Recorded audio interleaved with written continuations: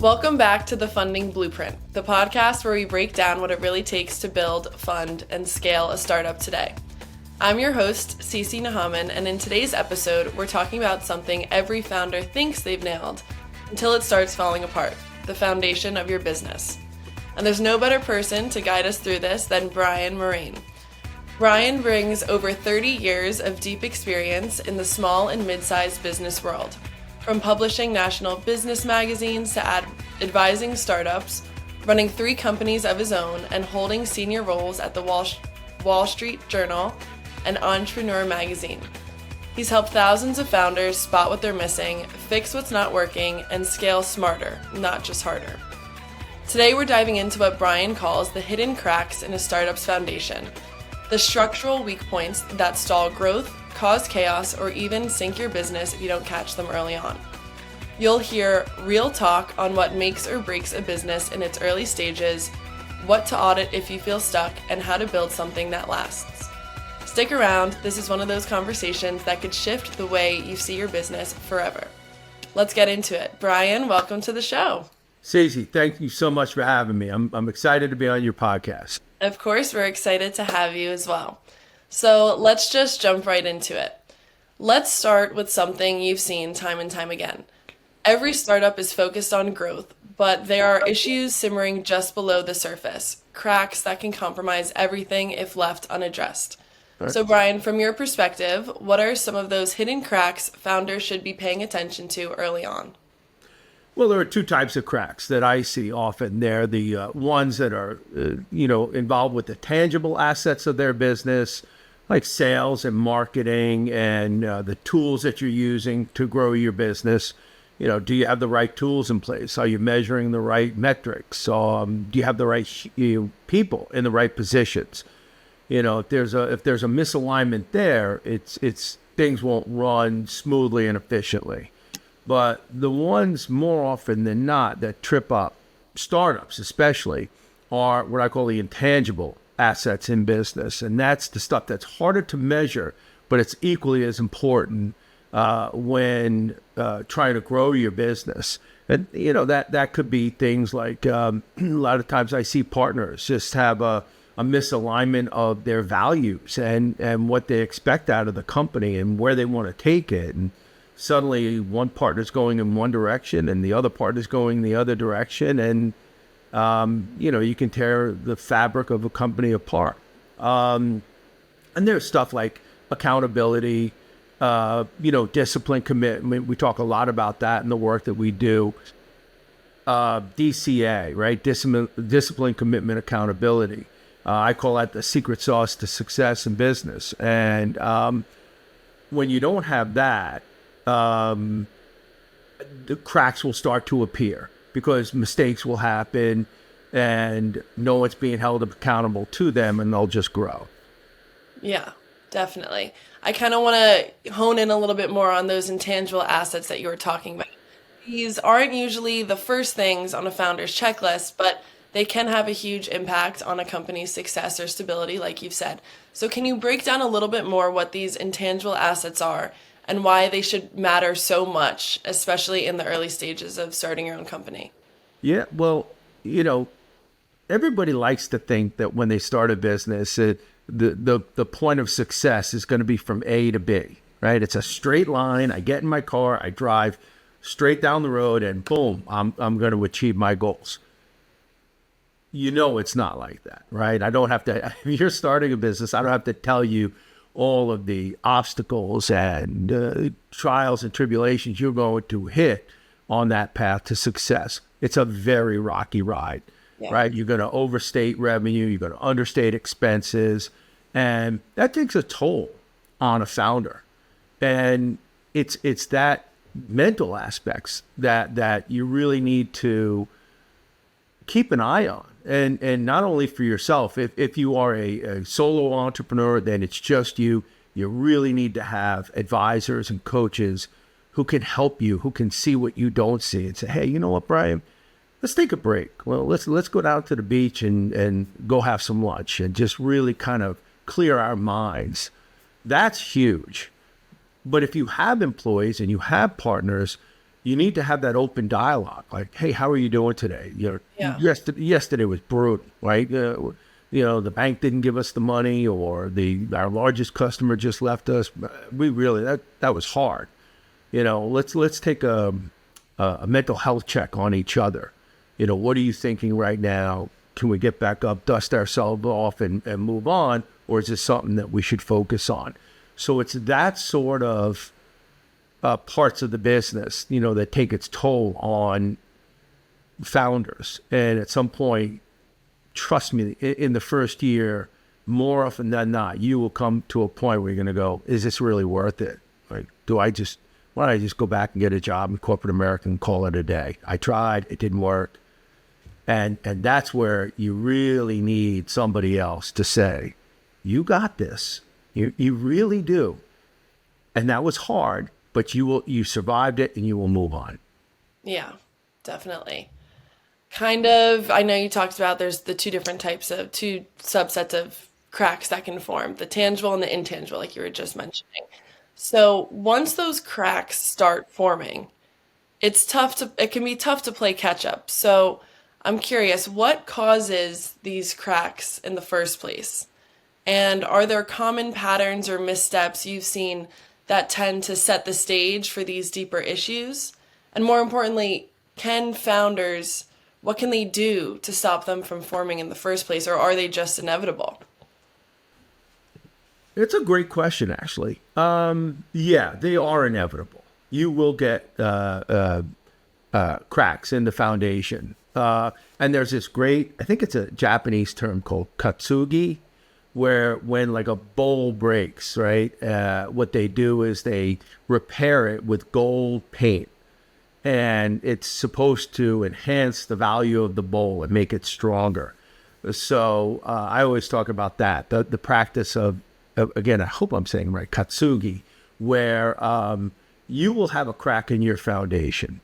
And before you move on, that's a $5 problem, as I like to say, right? Ooh, you got a crack in your foundation. You took a hit and it wasn't expected, and now you feel like crap. Take a break from what you're doing. The world would not spin off its axis if you do. Take a break and get reacclimated to what your goals are. Breathe, right?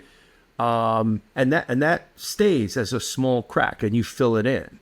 But if you left unattended, that crack will become bigger and bigger and bigger. And all of a sudden you're going to have a day where you just can't get out of bed. And that's so, to answer your question about, the importance of taking care of them as quickly as possible. The first part is just simply identifying them.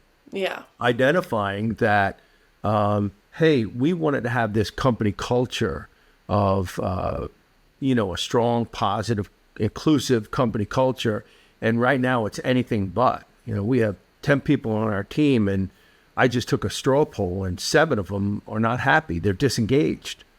What do we need to do in order to turn that around? And that's where you have to take steps back sometimes. That expression, 2 steps up, 1 step back. Yeah. You have to say, okay, you know what? This is not going how we thought. How do we all make this better? Like, okay, everybody on the team come in, let's talk about it. Let's air everything out. And let's, in the end, I'm the founder. I'm the one who's got to make the decision. But I welcome your input. That's what an inclusive team does. I respect your input, and if it makes sense, we'll do it your way. But in the end, I'm going to have to be the team leader and the visionary and take it to where I need to go. But the best way to approach this is what I call putting together a GPS plan for your business. Now, a GPS plan definitely focuses on the tangible assets, right? Okay, here's where you want to be at the end of the year. These are my goals. They're revenue goal, profit goal, maybe number of new clients that we want. And so they're very specific and measurable. The GPS plan, which you can start at any day in the year, it doesn't have to be January 1st, but you say, okay, how do we get to those goals from where we are right now? And the importance of having, and it's everything. It's your sales, your marketing, your conferences. It's everything that you're going to do for the year is in this plan. And it's really detailed and well thought out. Usually it's done month by month. What that does is that gives you, it takes away the fear of the unknown. Okay, Cece, you and I, we're going to run this business. Here's exactly what we need to do this month in order to achieve our monthly milestone. So we have very clear direction on what we need to do, what you do, what I do. And at the end of the month, we look at it and say, okay, did we achieve our goal? Oh, we did. Fantastic. We're on our path. Everything feels good. Any cracks in the foundation that we need to address? No, I think we're good, right? We looked at it. Everything looks good. But if you missed your goal, then this GPS plan is going to hold you accountable to that. It's going to say, okay, Cece and Brian, you said you were going to have $50,000 come in this month. You only had $35,000. What happened? Oh, well, somebody is late paying. We're going to get it next month. Or it's that proposal that we thought was coming in didn't. Now, that's where a well thought out plan can say, okay, we need to address this right now before that $15,000 becomes 30, becomes 60, and all of a sudden it's November and we're nowhere near where we thought we would be at the end of the year. So that's the best approach that founders can take. Take away the fear of the unknown, have a GPS plan, hold yourselves accountable. Yeah, definitely. And kind of, I guess my next question, it's similar to that in the sense that how do you advise founders to identify more of those intangible cracks? And can they also use that GPS kind of roadmap in that same fashion to work through those as well? Or is that more applicable to just the tangible? No, it's, again, you got great questions. No, that is, it's very much applicable to the intangibles. What's the biggest issue that founders have in their business? Time management, right? I don't have enough time. I love to learn more about AI, but I don't have more time. I don't have enough time because I'm trying to put my company together and build it. And what they don't realize is that if they just took a couple of seconds to see what this AI tool does, they would realize it would save them hours on marketing or hours on customer service. And so a good GPS plan will definitely talk about how to break up your day, your week, your month in terms of priorities and efficiencies. Now, I talk about, like in a given day, the urgent, the important, everyday, and non-essential. Don't focus your efforts on the everyday and non-essential. You got to focus on the urgent and important. And if you do it correctly, you will have time during the day to take what I call mental health breaks. Every hour, I have my Fitbit on. Every hour, it's going to go off and tell me, get up, walk around, go around the block. It just goes off. I say the rest of that, but that's what I do. I take a break. I think about what I've accomplished, what I still have to do. I have my list. It tells me. It's very routine and formulaic, really, when you think about it. Yeah. But it's that time management that founders need to look at as much as their pipeline and their marketing campaigns. Who are the time robbers in our business that are causing cracks in our foundation? Yeah. Hey, that 1 hour call you have with your buddy at 2:00 in the afternoon? Couldn't that have waited till 7 when you were done with business? Or, silly little things. You're playing video games on your phone because you think it's a distraction that you need because you're stressed out. But you were right in the middle of working on a major proposal that's due today. And you were stressed about it. So you decided to take a video game break or whatever, where you're watching videos and all of a sudden you went down a rabbit hole and it wasted an hour of your day. That sort of stuff. And it goes back to the discipline, commitment, accountability, but it's the time robbers during the day that are that cause some of these hidden cracks. Yeah. You're not being efficient with your time. You're not being as productive as you possibly could. You're not working on the things that you need to work on. Yeah. 100%. Kind of brings me to my next question. Once these cracks, are identified, the next hurdle is talking about them without Yeah. causing panic. Whether it's employees, investors, or partners, transparency is important, but also so is confidence. So, how can founders effectively address and communicate these hidden issues, whether intangible or tangible, without alarming investors or employees? What's a good route and a good way for them to go about this? Well, you want to have those first of all, you want to have those conversations with trusted advisors, Yeah. right? Where you can be vulnerable, right? I don't have all the answers. What I don't need is you to hit me, on the head with a 2x4 every time I tell you I don't know the answer to that, right? That's what causes the stress and anxiety. An inclusive culture is one where we're all in this together. If you win, I win, and you win, right? And so, how do we make that happen? Now, sometimes it's the carrot and sometimes it's the stick. Sometimes I praise you for a job well done, and sometimes I give you a kick in the rear end to say, look, stop, let's go, stop feeling sorry for yourself, stop stressing about this, let's just get it done, right? And so you have to have those conversations built in, right? I call that the weeds and clouds of business, right? When you're in the weeds of your business, you see 3 to 5 feet in front of you. And you are executing. You're executing on the plan that you put together. When you're in the clouds of your business, right, that's going to give you a 20,000-foot view of your landscape, of your entire ecosystem. So not only can you see where you are right now, today, but you can see where you've been the last 3, 6, 9 months. More importantly, you can see where you're going.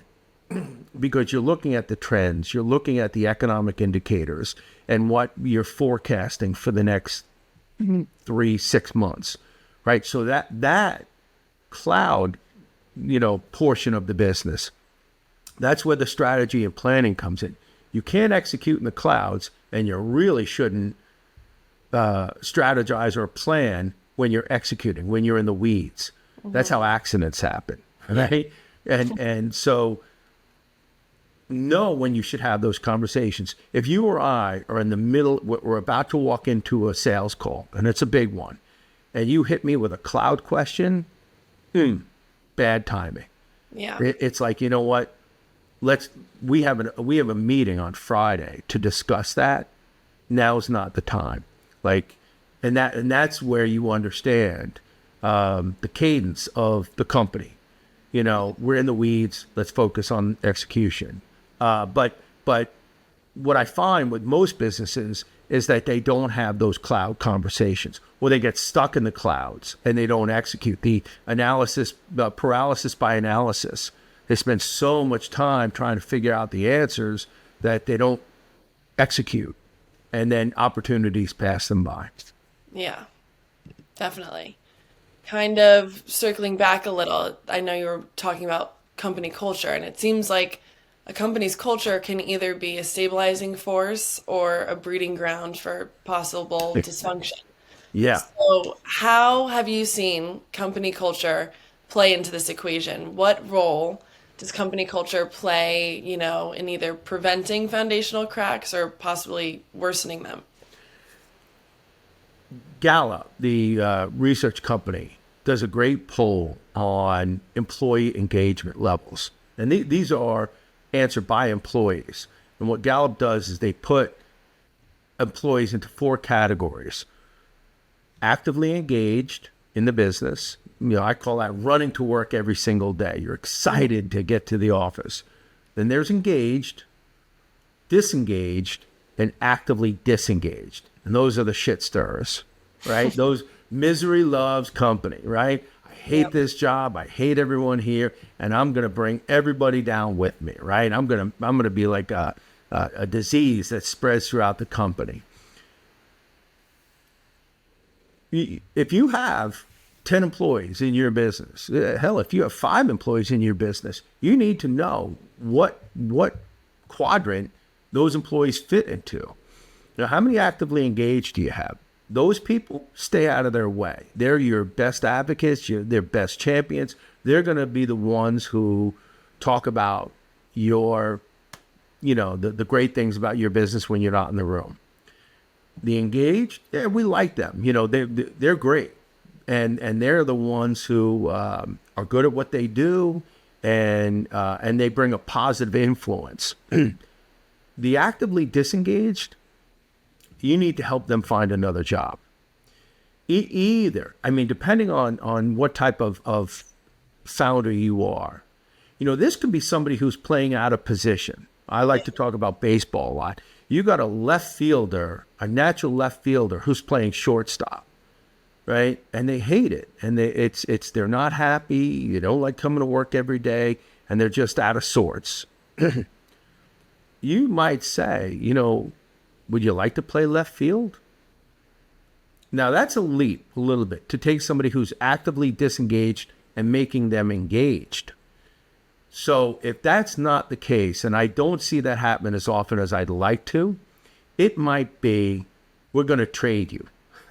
We're going to trade you off our team. You that's an honest conversation. I know you don't like being here. You let everybody know that.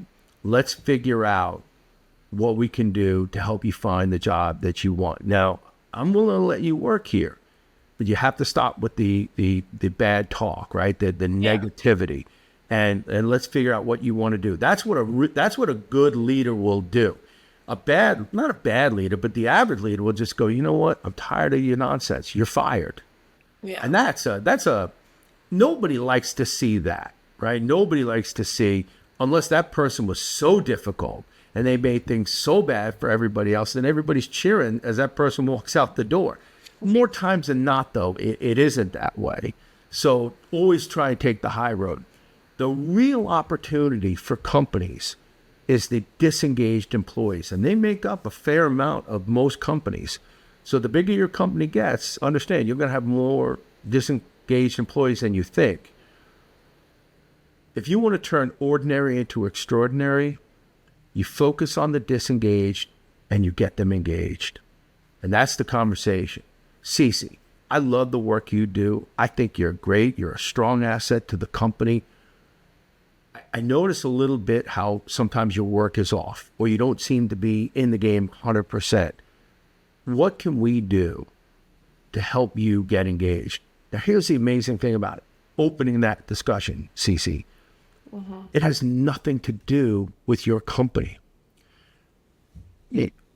That employee has issues at home.